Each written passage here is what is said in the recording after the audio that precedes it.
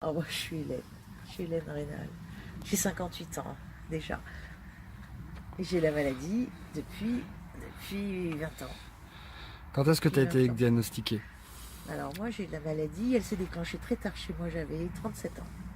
Ce qui est exceptionnel. D'habitude, elle se déclenche beaucoup plus jeune. Et moi, elle s'est déclenchée à 37 ans suite à un problème affectif, divorce. Bon, je ne fais pas de schéma.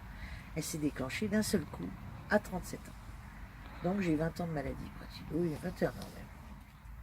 Alors on m'a dit qu'il y avait des problèmes d'hygiène, on m'a dit qu'on savait pas, poil qui poussait à l'envers, enfin connerie quoi.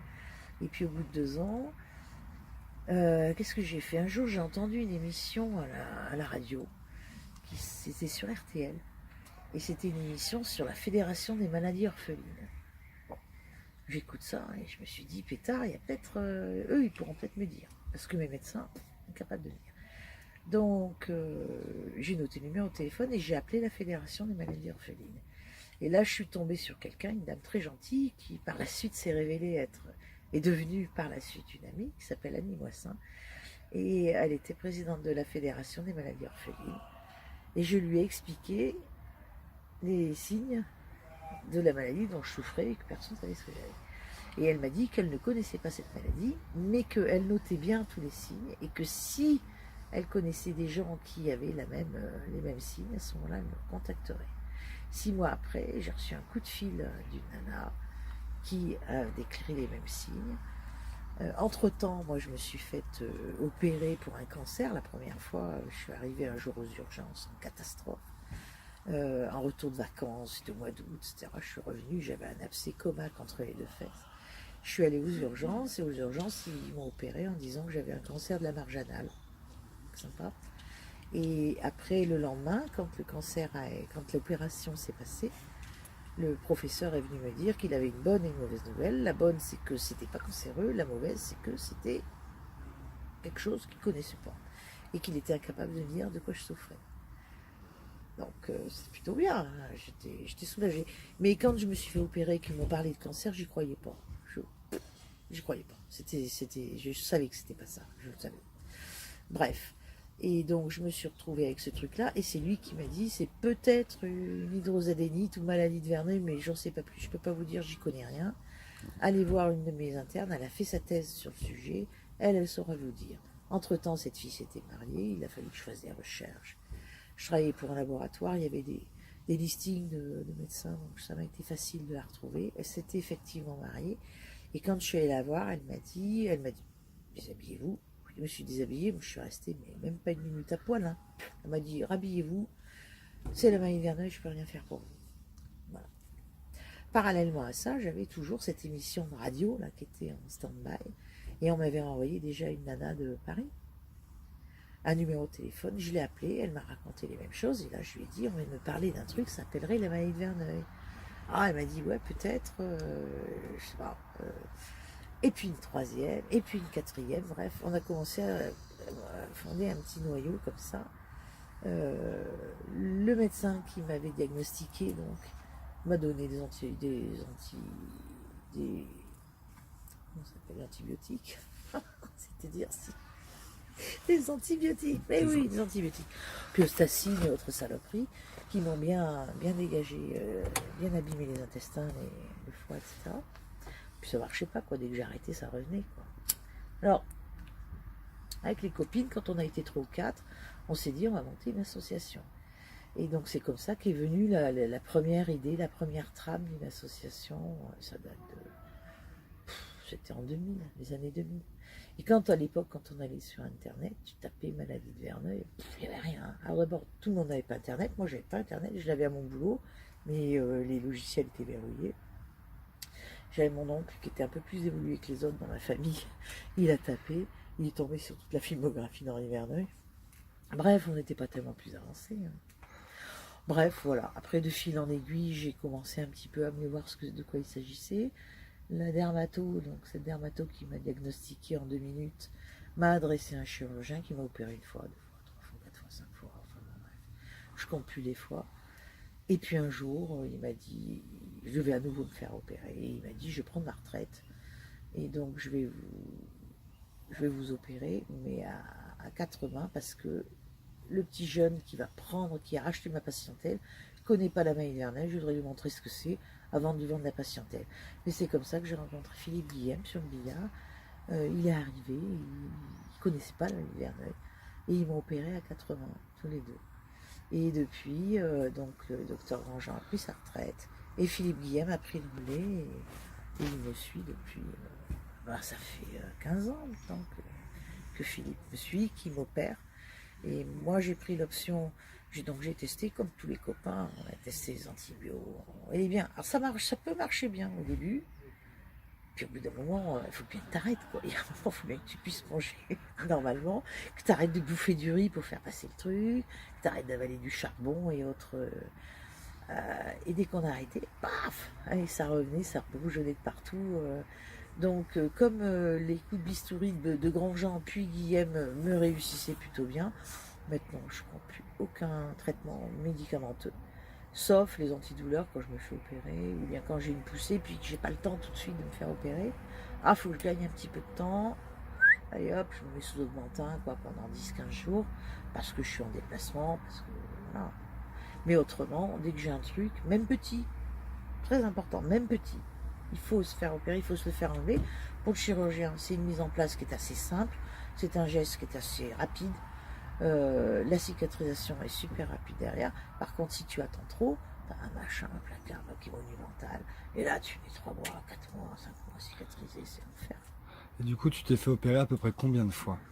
Je les compte plus, mais au moins une trentaine. Une trentaine de fois. Ouais. Quasiment que des exérèses. Exérèse à chaque fois.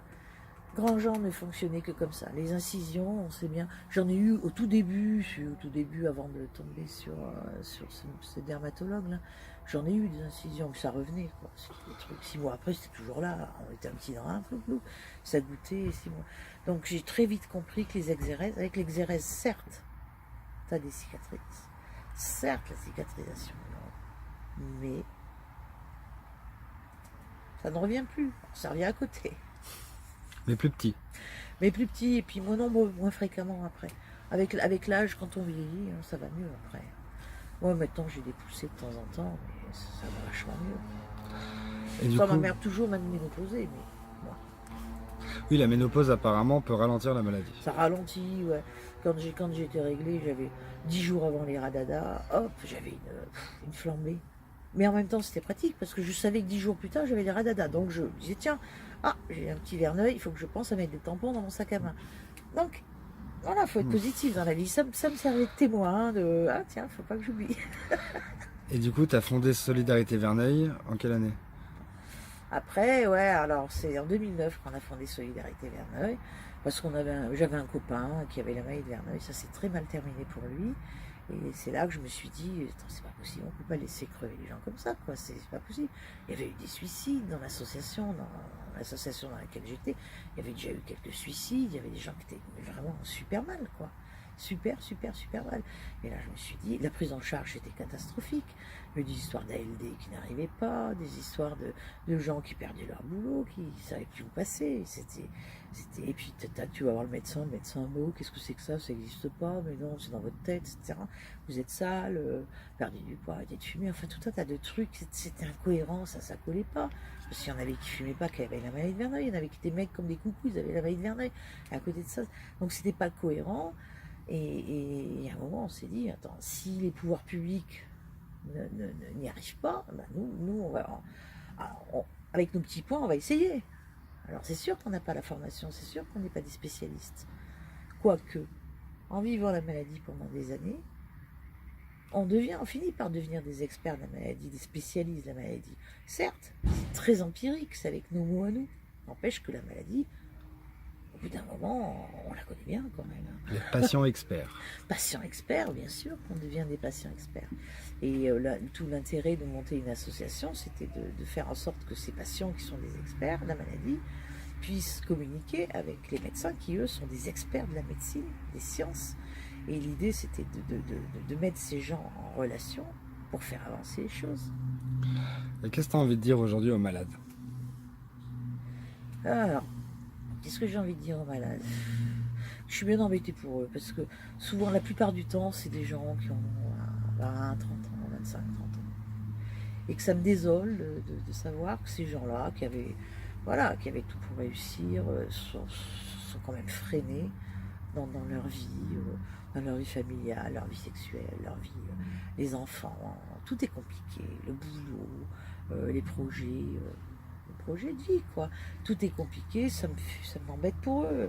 Moi, ça m'est arrivé très tard. J'ai eu une enfance normale, une adolescence normale, une vie de femme normale. J'ai eu mes 2 enfants avant que la maladie arrive. Mais si j'avais eu ça plus tôt, comment est-ce que j'aurais vécu ça? J'imagine, j'aurais super mal vécu. Donc moi, quand je vois ces jeunes qui viennent à l'association, puis qui me racontent leurs trucs, que je vois qu'ils sont malheureux, ils savent pas où aller, et je comprends qu'ils savent pas où aller. À leur place, je serais vachement malheureuse. Qu'est-ce que j'ai envie de leur dire? J'ai envie de leur dire, bien sûr c'est un peu facile, moi c'est arrivé tard, mais que la vie est belle malgré tout, et que la maladie, si on s'en occupe au fur et à mesure qu'elle arrive, si on connaît bien son corps, si on a de bons contacts parmi les médecins, si on a des oreilles attentives autour de soi, c'est très important, l'entourage, la famille, l'épouse, la mère, le père, peu importe, mais arriver à communiquer sainement avec son entourage, on peut arriver à avoir une qualité de vie qui permettent quand même d'avoir envie de faire les choses, d'avoir ses rêves et de les réaliser. Parce que la vie, c'est quand même un sacré cadeau. Et c'est quand même ballot d'être obligé de tout gâcher à cause de ça. Enfin, voilà. Il faut bien que les malades se remettent dans la tête que, certes, ils ont cette maladie, mais le voisin, il a du diabète, l'autre, il a de l'hypertension artérielle, le troisième, il démarre un cancer, etc. On a tous, même si ça ne se voit pas dans les gens qu'on croise dans la rue, on a tous des galères, on a tous des problèmes. Ceux qui vivent avec la maladie verneuil, certes, ils ont un méga problème.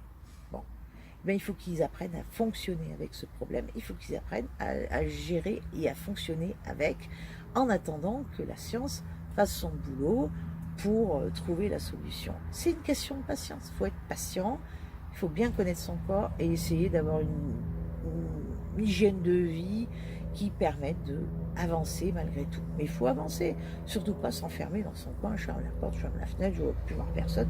Ça, c'est une bêtise, c'est le truc qu'il ne faut surtout pas faire. Il faut avancer malgré tout et se dire, certes, j'ai ce problème-là, mais mon voisin, il a du diabète, c'est pas tellement mieux, et il vit. Et puis moi, eh ben, je vais vivre avec, simplement, c'est autrement, c'est différent. Attends, on va laisser passer l'hélicoptère. Toi, le pilote d'hélicoptère, si ça se trouve, il a la maladie de Verneuil. Et là, il est en train de se dire, putain, mais je ne suis jamais arrivé à finir ma mission. Et qu'est-ce que t'en sais? Il faut vraiment se bouger, puis il ne faut pas hésiter à parler avec d'autres malades. Rien n'est plus sain que de parler de ses fesses à un malade qui a les mêmes problèmes de fesses. Là, la parole, elle se libère, ça fait un bien fou, quoi. Ça résout pas tout, mais au moins le fait de verbaliser les trucs, d'en parler, oh, qu'est-ce que ça fait du bien, que de rester dans son coin à se dire, mais qu'est-ce que je vais devenir? Bah, vous allez devenir ce que vous devez être. Avec cette maladie, c'est votre vie, c'est votre destin. La recherche fait son boulot. Vous, en attendant, eh ben, voilà, vivez avec ça. Malgré tout, si vous avez besoin d'aide, l'association, elle est là. On peut vous aider, on peut vous orienter, on fera ce qu'on peut. On ne peut pas tout faire. On n'est pas médecin, on n'est pas des savants, mais on va faire un maximum. Bon, pour aider, c'est tout. Qu'est-ce que tu veux dire d'autre? Merci Hélène. Merci. Hey, no pasa nada.